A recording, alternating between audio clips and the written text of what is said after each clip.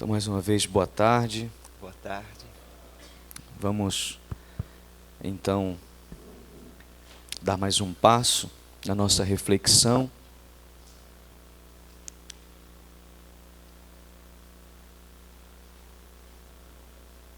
Chegamos agora no segundo capítulo, não é?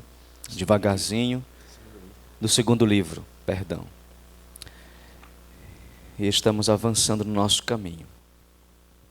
Antes de começarmos, gostaria de partilhar algumas impressões também a respeito da última reflexão que nós fizemos.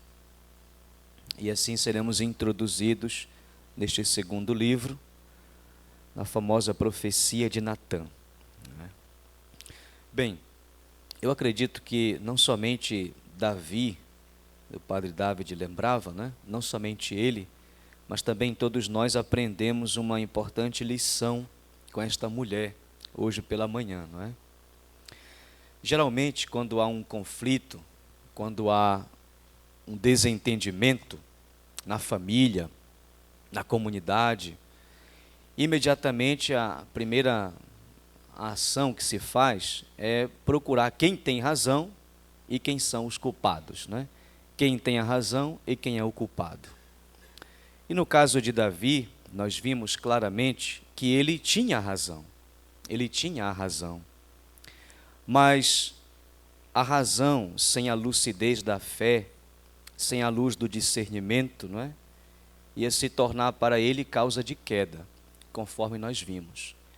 Então não é só uma questão de ter razão, né?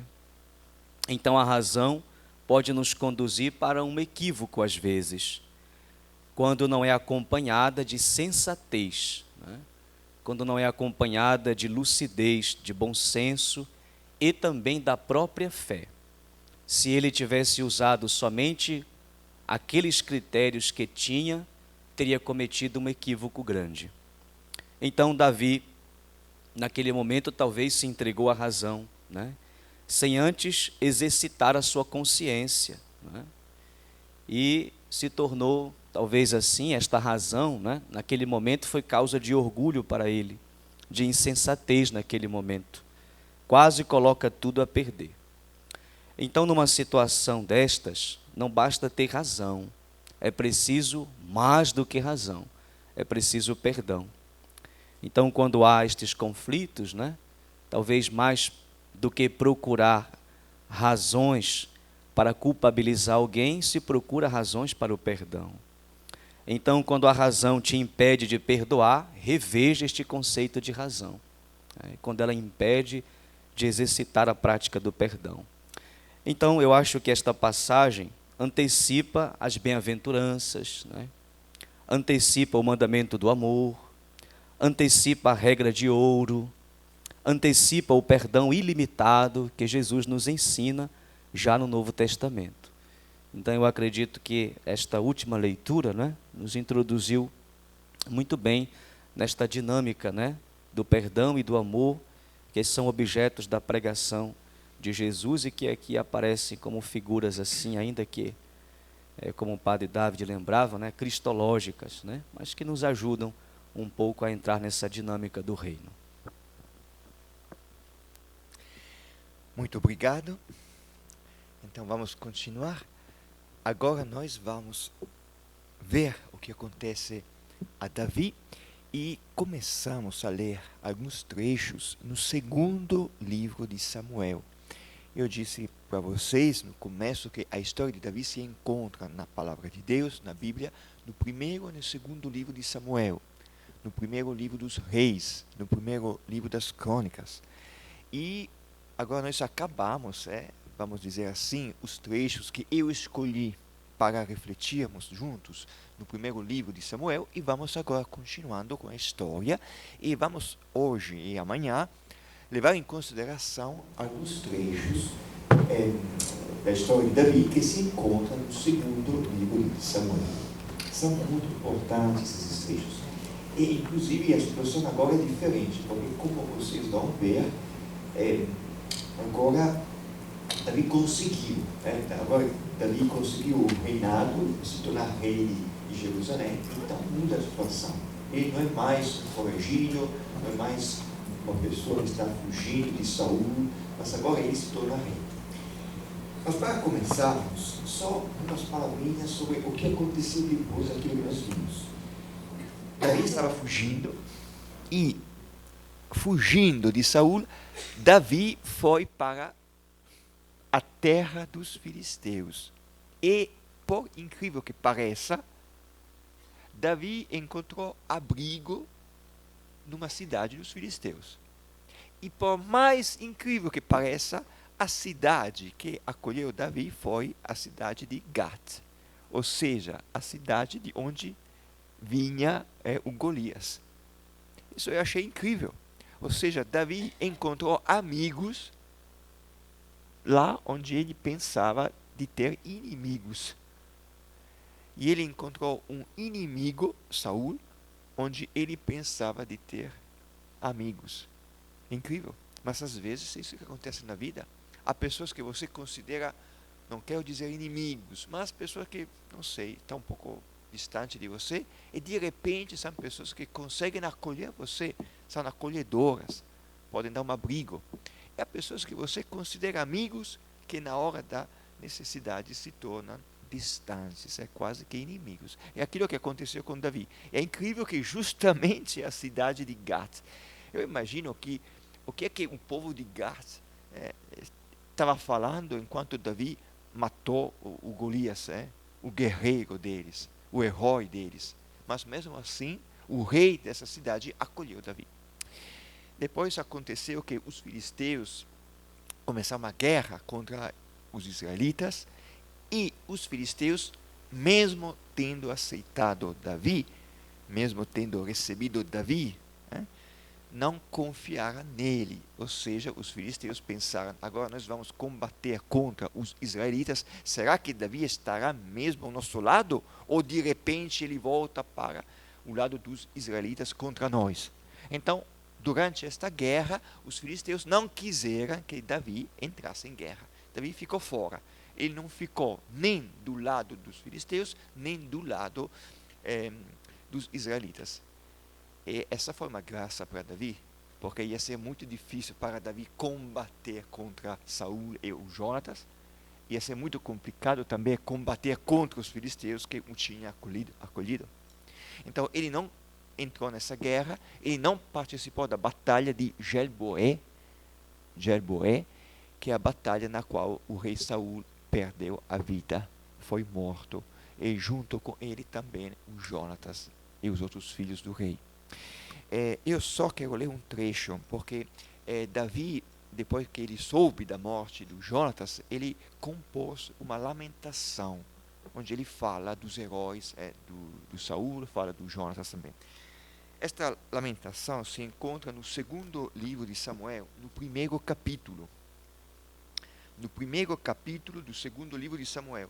Eu não vou ler o texto todo da lamentação, mas só os últimos versículos, de 25 até 27, onde Davi fala como caíram os heróis no meio do combate. Então ele se pergunta como caíram os heróis, Saul e o Jonatas. Jonatas ferido de morte sobre tuas alturas. Lendo estas palavras, nós sabemos da história da amizade entre Davi e o Jonatas. Pensem, lendo essas palavras, nos seus amigos que vocês têm. E no lugar de Jonatas, podem colocar o nome do seu amigo. Como caíram os heróis no meio do combate. Jonatas, ferido de morte, sobre tuas alturas. Que sofrimento tenho por ti, meu irmão Jonatas. Tu tinhas para mim tanto encanto. A tua amizade me era mais cara do que o amor das mulheres. Como caíram os heróis e pereceram as armas de guerra. E assim acabou a história de Saul e a história do Jonatas também. E agora acontece nos primeiros capítulos desse segundo livro de Samuel que Davi conseguiu se tornar rei de Israel. Não foi fácil, porque a família do Saul também não queria, mas ele conseguiu então se mudar para Jerusalém. Ele levou a Arca da Aliança para Jerusalém. E agora vamos ver o que aconteceu enquanto ele estava em Jerusalém. Tinha acabado de entrar em Jerusalém como rei. O texto que agora nós vamos ler com atenção se encontra no capítulo 7, no segundo livro de Samuel. Escutemos. Profecia de Natã. Quando o rei ocupou a sua casa, e Yahvé o tinha livrado de todos os inimigos em redor, o rei disse ao profeta Natã: Vê, eu habito numa casa de cedro, e a arca de Deus habita numa tenda. Natã respondeu ao rei: Vai e faze o que teu coração diz, porque Yahvé está contigo. Mas nesta mesma noite, a palavra de Yahvé veio a Natã nestes termos: Vai dizer ao meu servo Davi, assim diz Yahvé: Construirias tu uma casa em que eu venha habitar?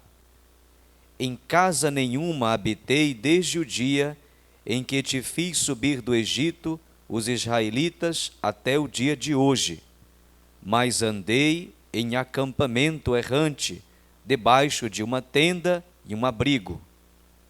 Durante todo o tempo em que andei com os israelitas, porventura disse a um só dos juízes de Israel, que eu tinha instituído como pastores do meu povo Israel: Porque não edificais para mim uma casa de cedro?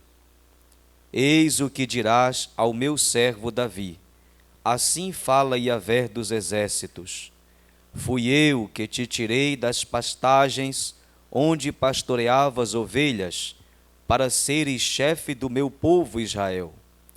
Eu estive contigo por onde ias, e destruí todos os teus inimigos diante de ti. Eu te darei um grande nome, como o nome dos grandes da terra. Preparei um lugar para o meu povo Israel, e o fixarei para que habite nesse lugar e não mais tenha de andar errante, nem os perversos continuem a oprimi-lo como antes. Desde o tempo em que instituí juízes sobre o meu povo Israel, eu te concedi o repouso diante de todos os teus inimigos.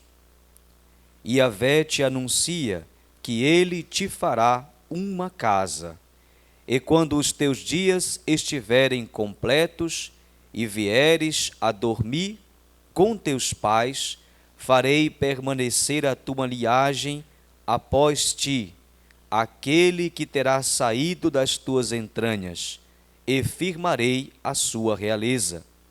Será ele que construirá uma casa para o meu nome, e estabelecerei para sempre o seu trono. Eu serei para ele pai, e ele será para mim filho. Se ele fizer o mal, castigá-lo-ei com vara de homem e com açoites de homens. Minha fidelidade não se afastará dele, como a tirei de Saul, que afastei de diante de ti. A tua casa e a tua realeza subsistirão para sempre diante de ti, e o seu trono se estabelecerá para sempre. Natã comunicou a Davi todas essas palavras e toda essa visão. Então o rei Davi entrou e ficou diante de Yahvé, e disse: Quem sou eu, Senhor Yahvé, e qual é a minha casa, para que me trouxesses até aqui? Mas isso é ainda pouco aos teus olhos, Senhor Yahvé. Tu falaste em favor da casa do teu servo para um futuro distante. Essa é a lei do homem, Senhor Yahvé. Que mais poderá ainda dizer-te, Davi, pois tu mesmo conheces o teu servo, Senhor Yahvé? Por causa da tua palavra e segundo o teu coração, tiveste esta generosidade de instruir o teu servo. É por isso que és grande, Senhor Yahvé. Ninguém há como tu, e não existe outro Deus além de ti somente, como ouviram os nossos ouvidos. Como o teu povo Israel, há outro povo na terra, a quem um Deus tivesse ido resgatar para fazer dele o seu povo, para dar-lhe um nome e realizar em seu favor grandes e terríveis coisas, expulsando diante do teu povo, que resgataste do Egito, nações e seus deuses? Estabeleceste o teu povo Israel, para que ele seja para sempre o teu povo, e tu, Yahvé, te tornaste o seu Deus. Agora, Yahvé Deus, guarda para sempre a palavra que disseste a teu servo e a sua casa. Estabelece-a para sempre e age como disseste. O teu nome será exaltado para sempre, e dirão: Yahvé dos exércitos é Deus sobre Israel. A casa do teu servo Davi subsistirá na tua presença, porque foste tu, Yahvé dos exércitos, Deus de Israel, que fizeste esta revelação ao teu servo. Eu te edificarei uma casa. Então o teu servo teve a coragem de te dirigir esta oração. Sim, Senhor Yahvé, és tu que és Deus, as tuas palavras são verdade, e tu disseste ao teu servo esta boa palavra. Consente, pois, em abençoar a casa do teu servo, para que ela permaneça sempre na tua presença, porque és tu, Senhor Yahvé, que tens falado, e é pela tua bênção que a casa do teu servo será abençoada para sempre.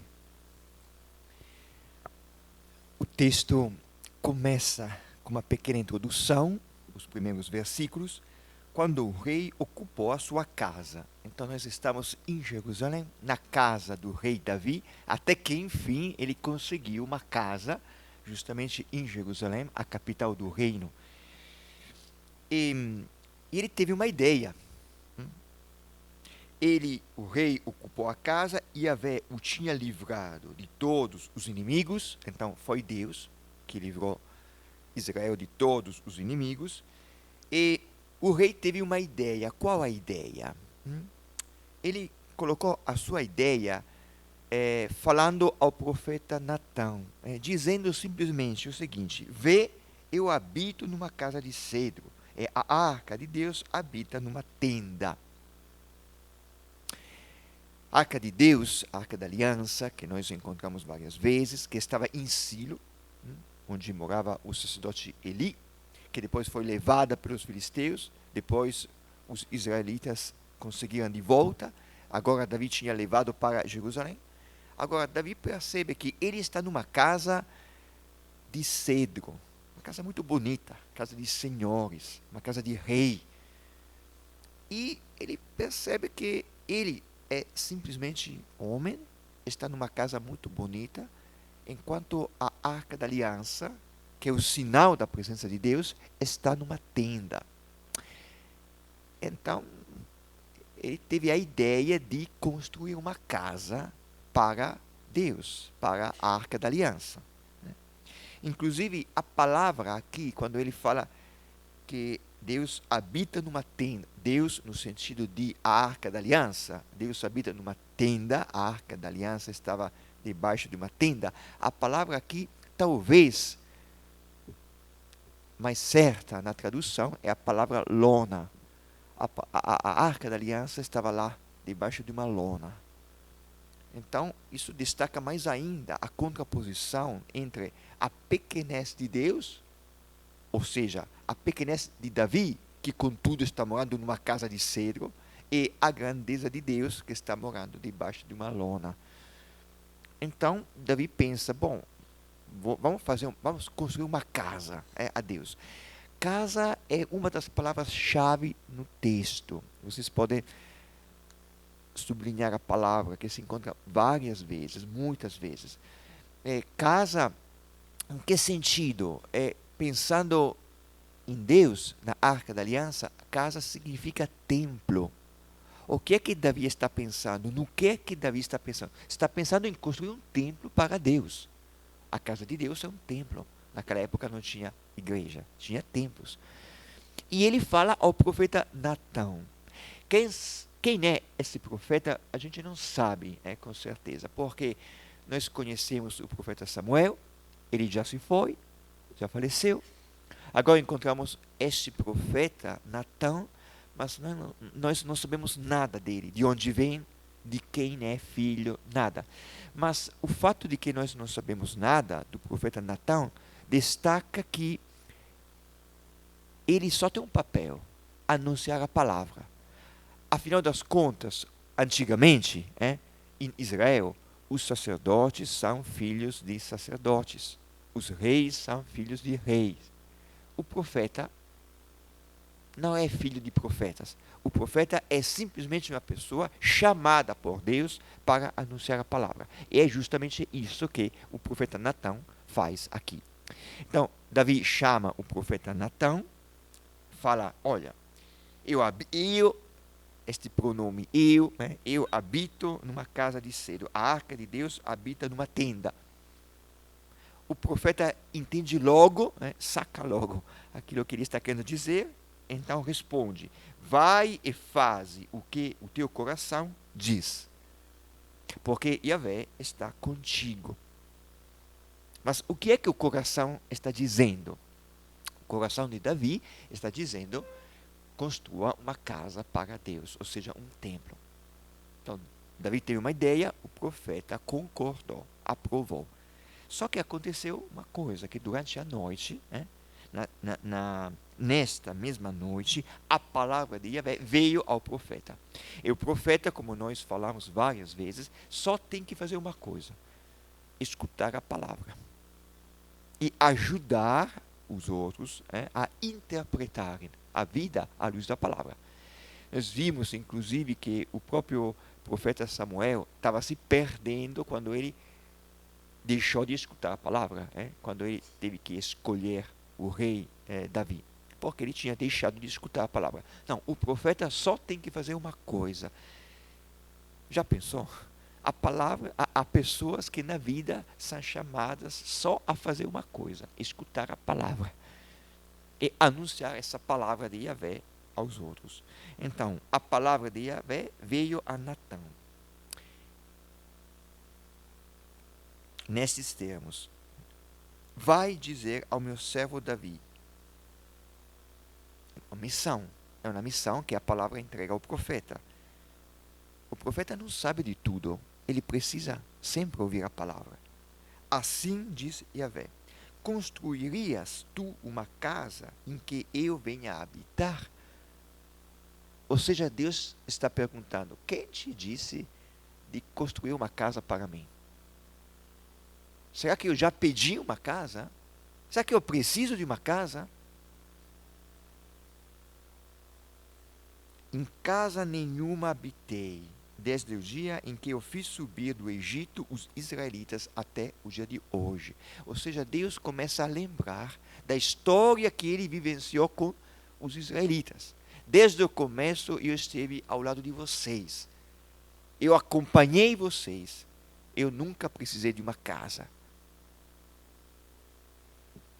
Andei em acampamento errante, debaixo de uma tenda e um abrigo, durante todo o tempo em que eu andei com os israelitas. Porventura eu disse a um só dos juízes de Israel, que eu tinha instituído como pastores do meu povo: por que não edificais para mim uma casa de cedro?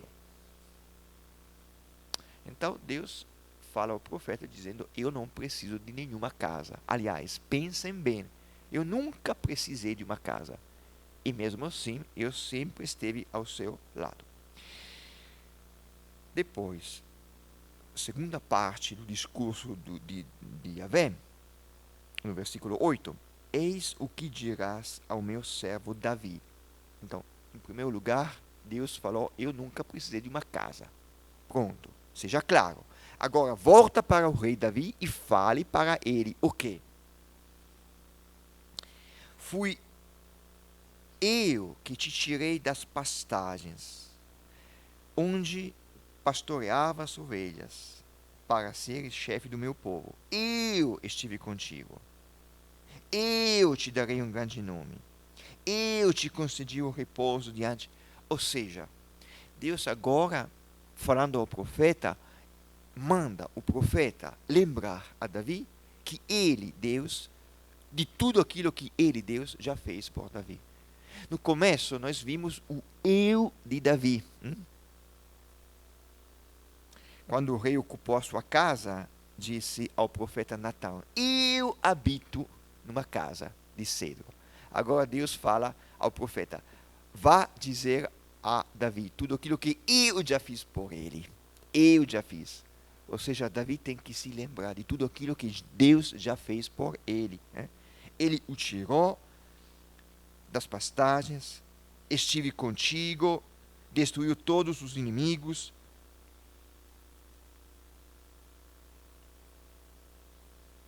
Te concedi o repouso diante de todos os teus inimigos.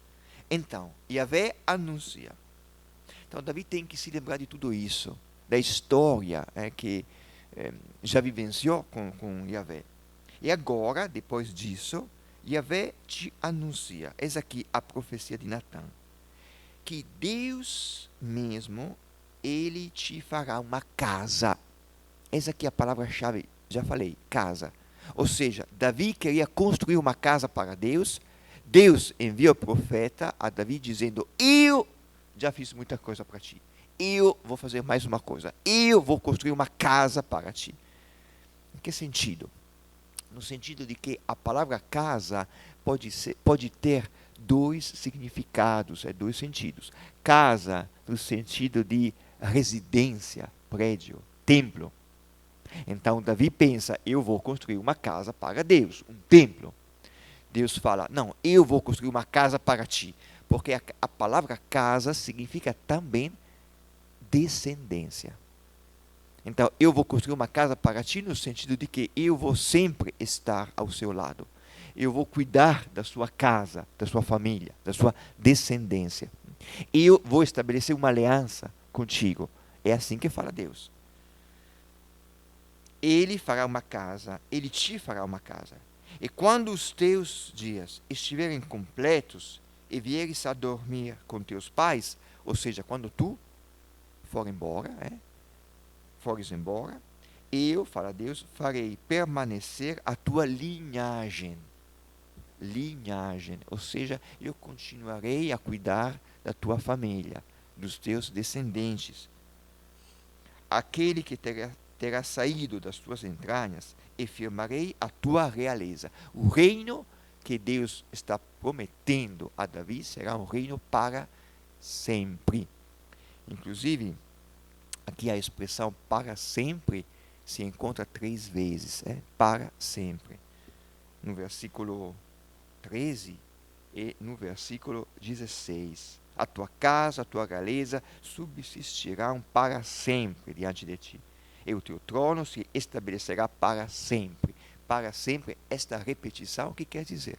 Que Deus decidiu mesmo, assim será.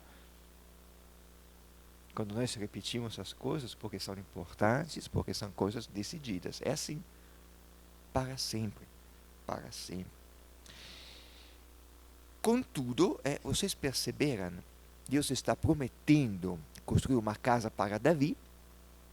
Contudo, então não é tu, Davi, que construirás uma casa para mim, mas eu vou construir uma casa para ti. Contudo, Deus fala a Davi que um dos descendentes dele, que será Salomão, construirá uma casa para Deus, ou seja, um templo. De fato, Salomão, filho de Davi, construirá um templo para Deus, o templo de Jerusalém. E quando eu firmarei a tua realeza, será ele que construirá uma casa para o meu nome. Deus está falando de um dos descendentes de Davi, e fala: será ele, um dos teus descendentes, construirá uma casa para o meu nome. Então é interessante, porque por um lado Deus fala que não, Davi não tem que construir uma casa. Por outro lado, fala que, bom, um dos descendentes vai construir uma casa para mim, um templo. Só que este templo só será um sinal da aliança que o próprio Deus está oferecendo ao povo, a Davi. E as expressões aqui são muito lindas. Eu serei para ele pai, e ele será para mim filho. Deus é pai, e Davi, a sua família, a sua linhagem são filhos de Deus. E se ele fizer o mal, esse é o filho de Davi, e se um dos descendentes fizer o mal, o que que Deus vai fazer? Será que Deus vai abandoná-los? Será que Deus vai quebrar a aliança? Não. Eu castigá-lo-ei com vara de homem e com açoites de homens. Mas minha fidelidade não se afastará dele. Ou seja, é uma aliança eterna, para sempre. Se o homem errar, tudo bem, Deus vai castigar. Em que sentido Deus vai castigar? No sentido de que um pai que ama os seus filhos, ele corrige os filhos. Se lembrem de quando nós começamos e falamos do sacerdote Eli, que não corrigiu os seus filhos. Deus chamou a atenção dele, mas ele não corrigiu os filhos. Deus é diferente. Deus é um pai que castiga os filhos no sentido de corrigir os filhos, porque ele cuida dos filhos. Vendo os filhos fazendo coisas erradas, Deus chama a atenção. Deus não justifica, não passa a mão na cabeça, não faz de conta que nada aconteceu, mas ele nunca abandonará os seus filhos. Minha fidelidade não se afastará dele. Então é uma aliança eterna, é para sempre. Porque você, eu, nós homens podemos quebrar a aliança, ser infiéis, mas ele sempre será fiel. Minha fidelidade não se afastará dele, como a tirei de Saul. Então Deus fala, Saul não foi fiel.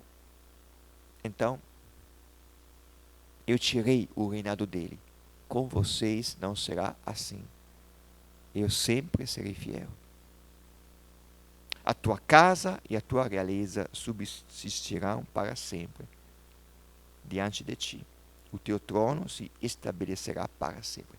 Estas são as palavras que Deus falou ao profeta Natã durante a noite. E o profeta foi ter com Davi e anunciou a palavra de Yahvé. Natã comunicou a Davi todas essas palavras e toda essa visão. Então, o que é que o rei fez? Ele sentiu vontade de rezar. O rei sentiu vontade de orar. No versículo 18, então o rei Davi entrou onde? Para onde? Foi para a tenda, onde ficava a arca da aliança. Ele entrou e ficou diante de Yahvé e disse. É muito bonito isso, porque ouvindo a palavra de Deus, Davi sentiu vontade de orar. Às vezes acontece na nossa vida que a gente de repente sente vontade de orar.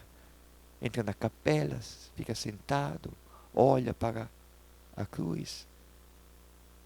Esses momentos são momentos de graça. A gente não tem que deixar passar esses momentos. Quando você está sentindo a vontade de orar, procure logo um lugar para orar. E aqui aconteceu, logo depois de ouvir a palavra de Yahvé, Davi sentiu vontade de orar e foi para a tenda. Aquela tenda que ele queria deixar de lado para construir uma casa. Não importa, para orar, a tenda presta. Não é preciso ter uma casa, um templo. Só uma tenda debaixo de uma lona é suficiente. Então ele entrou e começou a orar. E a oração de Davi é muito linda, se vocês ouviram, prestaram atenção. Ele começa agradecendo. Quem sou eu? Quem sou eu? né? Por quê? Porque Deus tinha falado ao profeta, lembrando de tudo aquilo que Deus tinha feito. Eu te tirei da pastagem. Então Davi começa a pensar, eu era um pastor, eu era ninguém, eu não tinha nada, eu era uma criança, e Deus me chamou.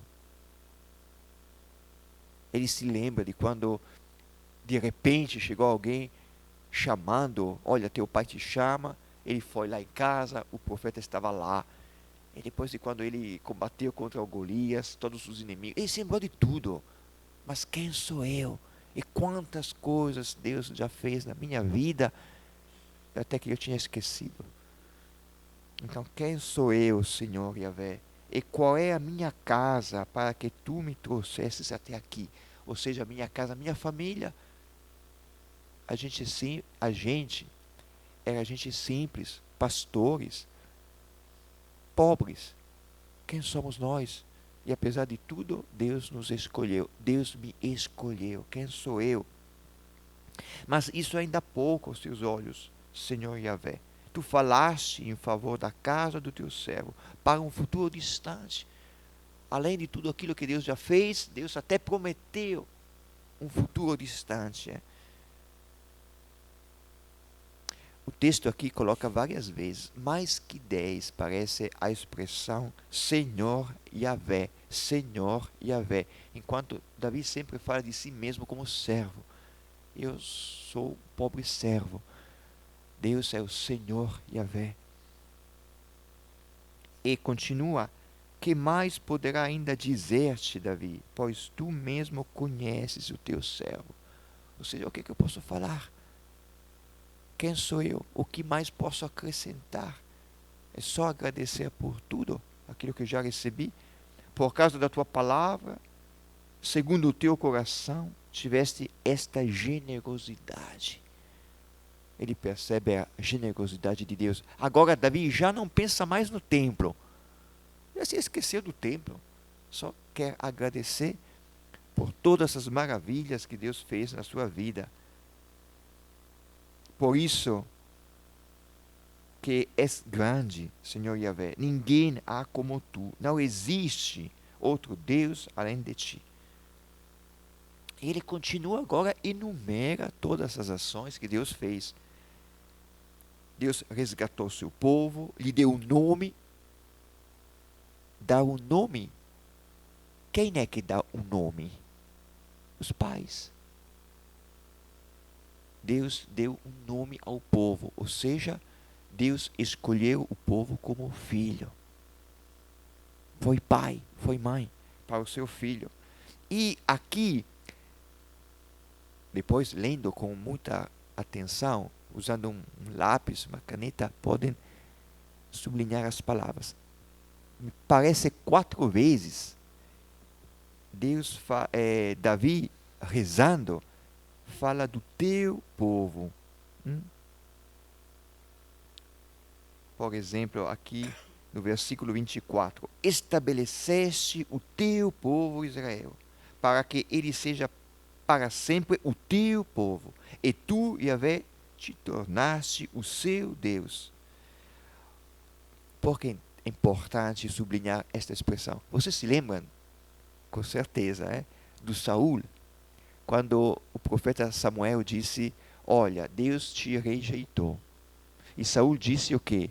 Vem comigo para adorar a Deus diante do meu povo, diante dos anciãos. Saul dizia o quê? Lá no capítulo 15, como nós vimos, Saul disse: eu pequei, contudo eu te suplico, honra-me diante dos anciãos do meu povo. Do meu povo. Saul sempre dizia: o meu povo, o meu povo, o meu povo. E agora Davi está rezando, dizendo: o teu povo, o teu povo. Eu sou rei de Israel, mas eu sou representante do verdadeiro rei, que é Deus. E o povo sempre é o povo de Deus, não é o meu povo, é o povo de Deus.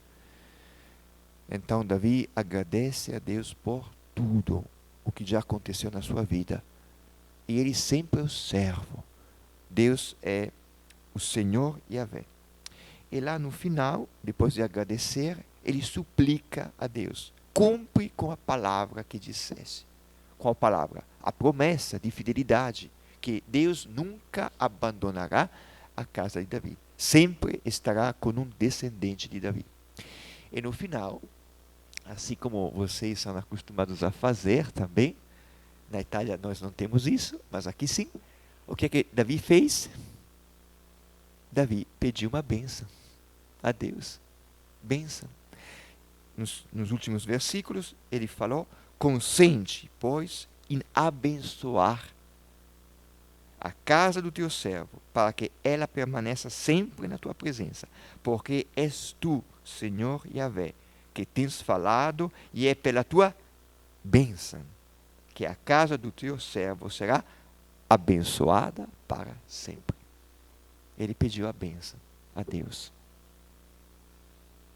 Esta é a oração de Davi, muito, muito linda. Gratidão, súplica e bênção. Agora, só alguns pontos eu quero destacar, como sempre, para refletirmos. São três. O primeiro ponto é a tentação. Por que a tentação? Porque aqui há uma tentação sutil. A tentação se esconde na intenção de Davi de construir uma casa para Deus. Por que há uma tentação? Por que Deus não quis um templo? Há uma tentação. Por quê? Porque até aquele momento, Deus sempre esteve com Davi. E Davi sempre esteve com Deus. Davi confiou em Deus. Quando ele lutou contra o urso, o leão, o Golias, os inimigos, Davi confiou em Deus. E Deus esteve ao lado de Davi. Sempre. Agora, querendo construir uma casa para Deus, um templo, Deus está caindo na tentação de querer segurar a Deus. Querer prender a Deus. Olha, eu vou construir um templo bonito. Onde é que mora Deus? Onde é que habita Deus? No templo. Mas até esse ponto, nós sabemos que Deus, o próprio Deus falou: eu habitei debaixo de uma tenda lá no deserto, eu caminhei também com vocês. Agora, Davi quer prender Deus. Eu me lembrei daquela passagem que acabei de ler mais uma vez, a propósito de Saul, quando Saul quis aparecer na frente do povo ao lado de Samuel. Quis que o profeta Samuel estivesse ao seu lado. O profeta está ao meu lado, quer dizer o quê? Deus está ao meu lado. Eu habito numa casa de cedro e Deus está num templo que fica bem ao lado da minha casa. Olha, Deus e o rei, um ao lado do outro. Então, querendo construir um templo, Davi está caindo na tentação de querer prender Deus num lugar. Essa é uma tentação. Deus sempre esteve com Davi. Mas a questão é, será que Davi sempre estará com Deus? Davi quer prender Deus, para ter certeza de que Deus sempre estará com ele. Mas essa é uma tentação. Tem que confiar que Deus estará comigo, com ele. Mas a questão não é se Deus estará comigo. Deus estará comigo. A questão é, será que eu estarei com ele a vida toda? Querendo prender o Deus num templo, Davi está querendo segurar, prender Deus. Essa é a tentação. É como se Deus falasse: olha, eu estarei contigo, mas tu estarás comigo? Para onde eu for? Ou não? Querer prender Deus num lugar é uma tentação. E é a tentação típica de quem? Dos poderosos. Que querem prender Deus e se justificar na frente de todo mundo, dizendo: Deus está ao meu lado. Eu não sei se vocês conhecem um pouco a história dos nazifascistas na Europa. Os nazifascistas sempre diziam Gott mit uns. Gott mit uns. Que quer dizer Deus está conosco. Deus está conosco. A questão não é que Deus esteja conosco, mas a questão é, você está com Deus? Porque eles faziam tudo aquilo que eles queriam fazer, qualquer coisa, bem ou mal, sobretudo o mal, dizendo Deus está conosco. Agora, querendo construir um templo ao lado da casa do rei, Davi está dizendo, Deus está comigo. Qualquer coisa eu faça, Deus está comigo. Será que Deus está com você, qualquer coisa você faça? O bem e o mal? Claro que não. A questão não é se Deus estará contigo. Deus estará. Na fé pode acreditar. A questão é se você estará com Ele. Sempre. Mesmo quando Ele irá para caminhos que você não gostaria de ir. É a mesma tentação de Saul, que quis aparecer ao lado do profeta. É a mesma tentação de todos os políticos. De todos os políticos, de todos os lugares do mundo, quando eles querem aparecer ostentando, mostrando símbolos religiosos. Um político que aparece com uma cruz aqui, uma imagem de Nossa Senhora na camisa. Bom, olha, Deus está com ele. Será? Essa é uma tentação. Usar o nome de Deus para se justificar, usar o nome de Deus para conseguir aquilo que eu quero conseguir. Ou seja, eu deixo de servir a Deus e quero que Ele me sirva. Eu aproveito de Deus, eu uso o nome de Deus, eu me sirvo de Deus para fazer aquilo que eu quero. Essa é idolatria. Essa é idolatria. Se substituir a Deus, usar o nome de Deus, é a pior coisa que possa acontecer. Justificar tudo aquilo que você faz, o bem e sobretudo o mal, em nome de Deus. É a pior coisa que possa acontecer. Em nome de Deus, você justifica as suas ações, até o mal que você está fazendo. Segunda reflexão.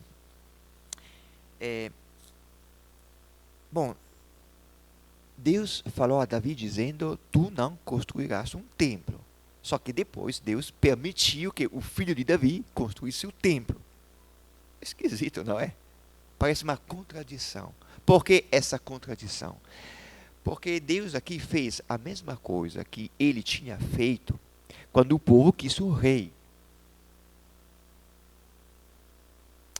Deus não queria dar um rei ao povo, porque ele é rei de Israel. Mas quando o povo quis um rei, Deus aceitou. Só que Deus transformou o pedido do povo. Vocês querem um rei? Tudo bem. Mas o rei que eu vos darei será um rei pastor, não um rei guerreiro.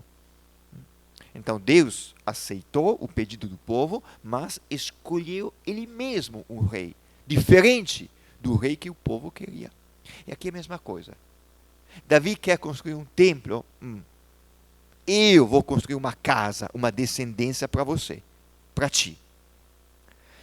Se você quiser construir um templo, um dos seus filhos quiser construir um templo, tudo bem, mas este templo só será um sinal da aliança, da casa que eu quero construir contigo.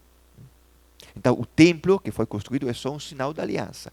Tanto é que um verdadeiro templo, na verdade, não é a casa em si, e sim um dos descendentes de Davi. Aqui começa o que os biblistas, os teólogos, chamam de messianismo real. Ou seja, começa a partir deste momento a espera do Messias. Deus nunca abandonará o seu povo, Deus dará o Messias, Deus dará mais um rei, este rei virá da linhagem de Davi. E é por isso que Jesus no Evangelho é reconhecido como rei, filho de Davi. Mas nós percebemos então que o templo de verdade não é a casa, mas é a pessoa. É a pessoa, é o descendente de Davi, o verdadeiro templo. O lugar onde nós encontramos a Deus. Onde é que eu encontro a Deus? No templo. O lugar onde eu encontro a Deus não será uma casa, um templo. O lugar onde eu encontro a Deus será um dos descendentes, ou seja, uma pessoa. Deus não estará numa casa, Deus estará numa pessoa. É o filho de Davi. Será Jesus, o Messias. E para nós também serão todos os cristãos que, acolhendo o Espírito de Jesus, se tornam templo de Deus. Eu penso que coloquei alguns trechos aqui atrás das cartas de Paulo, onde Paulo fala dos cristãos como templo de Deus. Ou seja, se você quer encontrar Jesus, se você quer encontrar a Deus, onde é que você procura a Deus? Na igreja? No templo? No coração do homem? No homem que vive como filho de Deus? No homem que vive com o Espírito de Jesus? No homem que é filho, que é irmão? É aí que você encontra Deus. Então, Deus permitiu o filho de Davi construir um templo, mas esse templo só é um sinal da aliança. O verdadeiro templo, onde você encontra Deus, será um dos descendentes de Davi, ou seja, o filho de Davi, que é Jesus. Ou seja, todos os cristãos que recebem o Espírito de Deus. Enfim, última reflexão. Até que, enfim, eu pensei, Davi conseguiu se tornar rei. Não é? Ele foi ungido por Samuel, fazia muito tempo, e ele passou por muitas provações. Até que ele conseguiu se tornar rei. Esquisito. Por que não se tornou logo rei? Samuel ungiu Davi e porque ele teve que passar por muitas provações. Então, eu gostaria de refletir um pouquinho agora, finalizando, sobre a lógica da provação.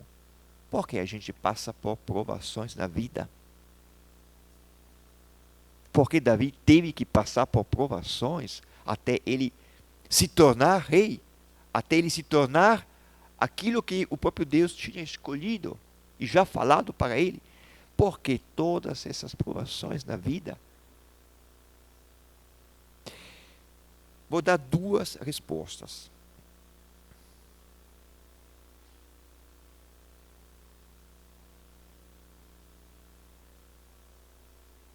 Do ponto de vista humano, do homem, do ponto de vista de Davi, ele teve que passar por muitas provações porque ele quis ser fiel a Deus. O que quer dizer? A gente passa por provações quando a gente quer ser fiel a Deus. Vou dar um exemplo. Você que é casado, quer ser fiel a Deus e a sua esposa, com certeza você passará por provações. Mas por que você passará por provações, tentações? Justamente porque você quer ser fiel. Se você não quisesse ser fiel, pronto. Não há tentações, não há tentação, não há provação. Você quer ser honesto e trabalha na prefeitura? Talvez você se encontra em situações onde, querendo, você pode até aproveitar alguma coisa. Então você passa por uma tentação, você passa por uma provação. Mas por que isso? Porque você quer ser honesto. Você se lembra quando nós falamos que Davi teve 2 vezes a possibilidade de matar Saul? 2 vezes Davi teve a oportunidade, a chance de matar Saul. Era só matar Saul e ele teria se tornado rei na hora. Mas ele não quis. Ele quis ser fiel a Deus. E passou por provações. Então a gente passa por provações na vida, às vezes tentações, quando a gente quer ser fiel a Deus. Quer ser honesto, quer ser fiel, quer ser leal. Você se prepare. Na vida vai passar por provações. Mas também nós podemos dar uma resposta do ponto de vista de Deus. Porque Davi teve que passar por muitas provações. Porque passando por meio de provações, Deus purifica a nossa fé. Purifica a nossa fé. O que significa purifica a nossa fé? Significa que se eu ficar firme na fé, passando através de tentações, de provações, a minha fé vai crescendo, amadurecendo, se torna mais forte. Porque na provação, a gente percebe se a gente procura a Deus porque ama a Deus, ou se a gente procura a Deus só porque quer alguma coisa em troca.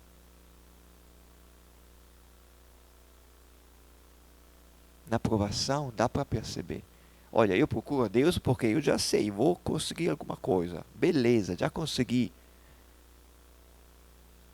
Mas quando eu estou passando por provações, parece que tudo está desmoronando. Se eu ficar fiel a Deus, a minha fé vai crescendo, vai sendo purificada, se tornando mais pura. Porque eu procuro a Deus, eu confio nele, porque eu o amo. Não porque ele dá coisas para mim, não porque ele dá presentes para mim, não porque ele dá alguma coisa em troca. Então, às vezes, Deus deixa que a gente passe por provações justamente para que a nossa fé se torne madura, seja uma fé de amor. Não é aquela fé de crianças que fazem as coisas esperando alguma coisa em troca. Na primeira carta de Pedro, de São Pedro, acho que eu coloquei lá atrás, no capítulo 1, eu leio, versículo 6. Nisso deveis alegrar-vos, ainda que agora, por algum tempo, sejais contristados por diversas provações.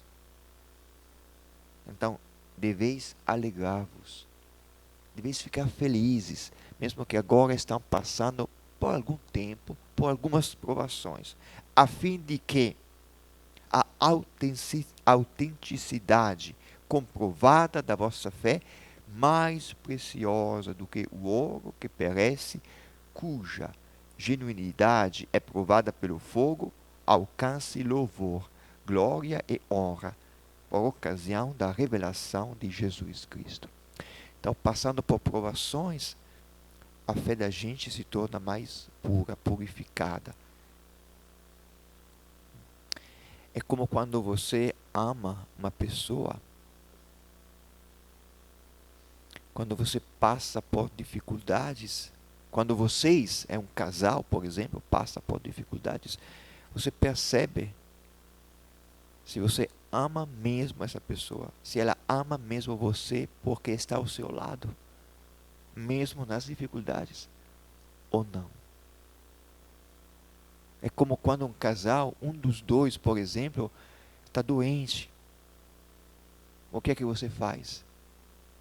Abandona? Ou fica lá ao lado? Se você ficar ao lado, passa por provações, mas o seu amor vai crescendo, vai amadurecendo. E assim é com Deus. Então, há uma lógica das provações. Nós passamos por isso quando nós queremos ser fiéis a Deus, aos amigos, aos valores, à justiça, à verdade. Mas há também provações quando Deus quer fazer crescer a nossa fé. E a fé de Davi passou por meio de muitas provações. Mesmo assim, amanhã nós iremos ver onde Davi fraquejou. Apesar de tudo, as tentações nunca abandonaram, né, a vida de Davi. Nunca. Então nós vamos parar por aqui. Temos também, como sempre, algumas perguntas. Por exemplo, quantas pessoas Deus já colocou na minha vida, me ajudando a compreender a vontade de Deus, como fez Natã com o rei Davi, ou recordando a minha história com Deus, o que é que Ele já fez por mim. Seria muito bom se agora nós fôssemos à capela, lá como Davi, olhando para Jesus, pensando e agradecendo por tudo aquilo que Ele já fez, relembrando de tudo. A memória é importante, não temos que esquecer das coisas. Enfim, quando passei por provações, e como é que eu as enfrentei? Tem um salmo também, eu sempre aconselho, termine a sua oração com as palavras do salmo, que são as palavras do próprio Davi. Vamos então concluir rezando juntos. Ave Maria, cheia de graça, o Senhor é convosco. Bendita sois vós entre as mulheres, e bendito é o fruto do vosso ventre, Jesus. Santa Maria, Mãe de Deus, rogai por nós, pecadores, agora na hora de nossa morte.